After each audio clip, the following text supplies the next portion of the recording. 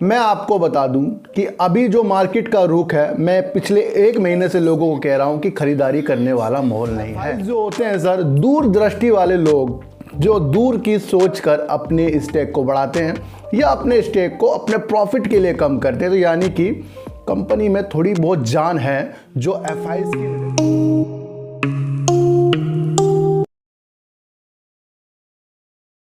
नमस्कार, मैं स्वागत करता हूं आपका अपने ही चैनल में जिसका नाम है सार्थक बाजार से। और आज बात करेंगे सर केबीसी ग्लोबल लिमिटेड की और बात करेंगे सर आलोक इंडस्ट्री की।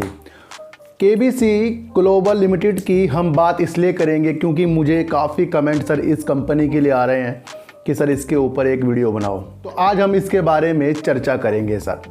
सबसे पहले आपको एक बात बता दूं मैं कि कंपनी जो काम करती है, निर्माण से काम करती है, जैसे कि बंगलो बनाती है, अपार्टमेंट बनाती है, इस तरह के वो आवासीय काम ये करती है। यानी कि इसका जो सेक्टर है कंस्ट्रक्शन से संबंधित है सर।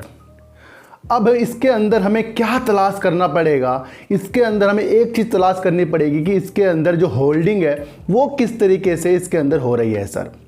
तो सर मार्च 2021 में जो प्रमोटर थे सर इसके अंदर 62% करीब थे, जो घट के अब दिसंबर 2021 में 33% करीब के हो गए हैं। और वहीं एफआईज भी इसके अंदर अपनी होल्डिंग को बढ़ा रहे हैं, यानी कि प्रमोटर कम कर रहे हैं, एफआईज अपनी होल्डिंग को इसके अंदर बढ़ाकर 18% में दिसंबर 2021 तक कर लेकर आ गए हैं।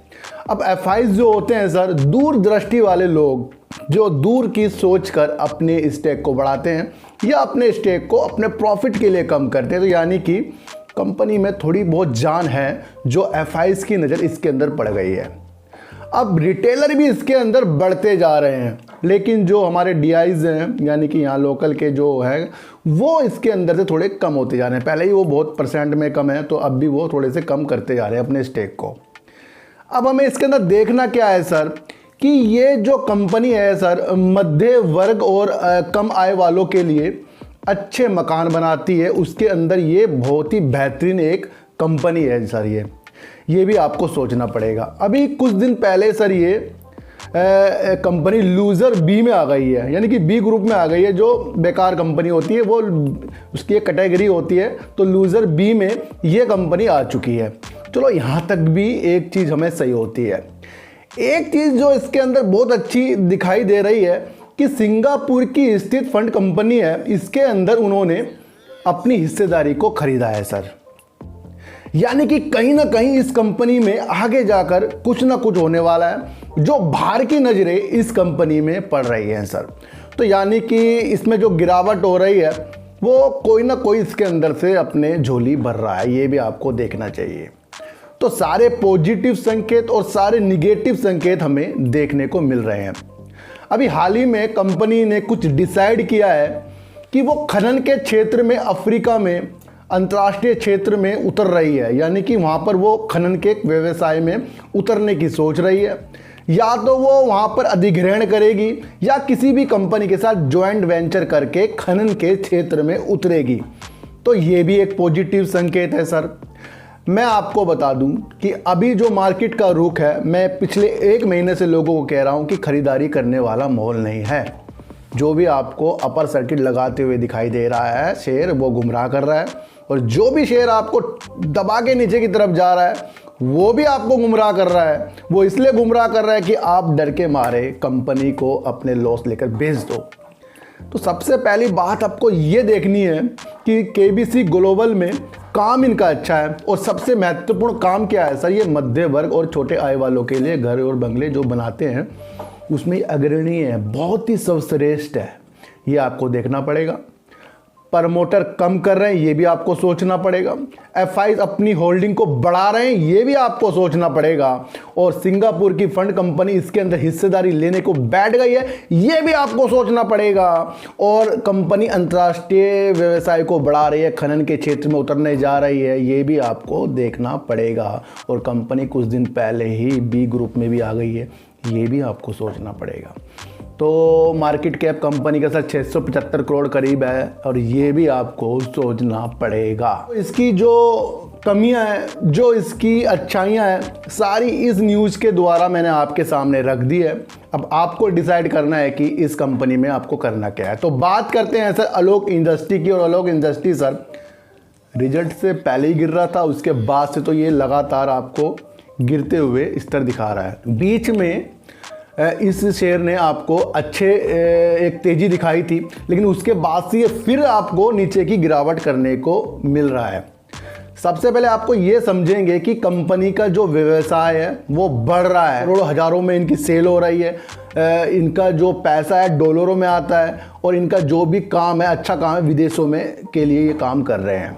तो समझना पड़ेगा कि कपड़ा क्षेत्र में जो आजकल आपको कमी देखने को मिल रही है वो सिर्फ इसलिए मिल रही है क्योंकि बिजली की जो कटौती है कपड़े क्षेत्र में भी आ गई है। एक न्यूज़ निकल कर जो आ रही है कि बिजली कटौती से सर सूरत के वस्त्र उद्योग में बहुत इफेक्ट पड़ा है, यानी कि 10% तक का इसके अंदर गिरावटों के आसार पड़ गए हैं। कोई कारीगर नहीं मिल रहे हैं, कोई कारीगर छुट्टी पे चले गए हैं अपने त्यौहार की वजह से, तो कुछ कारीगरों को बिजली के वजह से भी काम नहीं मिल रहा है क्योंकि बिजली की कटौती सूरत में ज़्यादा हो रही है। अब आपको ये देखना है कि सूरत जो है सर कपड़ा उद्योग में बहुत ज़्यादा एक नाम है कि वहाँ पर जितने भी घर हैं उसमें से अधिकतर कपड़ा उद्योग के क्षेत्र में लगे हुए हैं। तो जब पूरे इंडिया में बिजली का संकट गहरा रहा है तो वो ये दर्शा रहा है कि जो ये न्यूज़ निकल कर आ रही है कि सूरत में कपड़ा उद्योग में यानी कि टेक्सटाइल में इफ़ेक्ट पड़ा है बिजली की कटौती की वजह से, तो ये सिर्फ सूरत के लिए ना समझें, बाकी अदर कंपनी के जो शेयर हैं ये सब इसमें आ रहे हैं। ये दृष्टि आपको देखनी पड़ेगी। तो आप देख लो लगातार आपको कपड़े क्षेत्र में गिरावट के आसार देखने को मिल रहे हैं। जब पावर सेक्टर में हमें एंट्री करनी होती है ना, वो होता है सर जनवरी फरवरी का टाइम, और हम कब करते हैं जब पूरी गर्मी तेज़ी के साथ होती रहती है। हम सोचते हैं अब ये सेक्टर आगे बढ़ेगा। तो ये दूर की दृष्टि आपको बनानी पड़ेगी। मैंने आपको पहले ही आगाह कर दिया था कि अडानी पावर और टाटा पावर और जितने भी छोटे मोटे पावर हैं वो आपको गिरावट के संकेत देखने को ज़रूर दिखाएंगे। ये आपके लिए 2 दिन पहले भी वीडियो बनाई है, कल भी वीडियो बनाई है, उसमें भी आप जाकर पावर सेक्टर में देख सकते हो। तो ये मतलब नहीं है कि शेयर गिर रहे हैं तो भी गिरते जाएंगे, जीरो हो जाएंगे, बिल्कुल भी नहीं। कपड़े क्षेत्र में जैसे ही बिजली का स्तर अच्छा होगा तो आपको इसमें तेज़ी आने के संकेत देखने को मिलेंगे। फिलहाल तो अभी जो है ना कि कपड़े की जो मांग है वो भी थोड़ी सी कम हो रही है, सुस्त हो रही है, तो उसका भी इफेक्ट सर टेक्सटाइल के शेयरों में आपको देखने को मिल रहा है। अब ये नहीं कि सारी की सारी चीज़ें आप आलोक में घुस के उसकी न्यूज़ ही देख लो तभी आपको पता लगेगा, आपको दृष्टि अलग से बनानी पड़ेगी। तो केबीसी ग्लोबल में भी आपको अपनी नज़र अलग तरीके से वीडियो देख के बनाइए। और अभी जो पावर की वजह से गिरावट हो रही है वो आलोक इंडस्ट्री और बाकी टेक्सटाइल के शेयरों में भी आपको देखने को मिल रही है।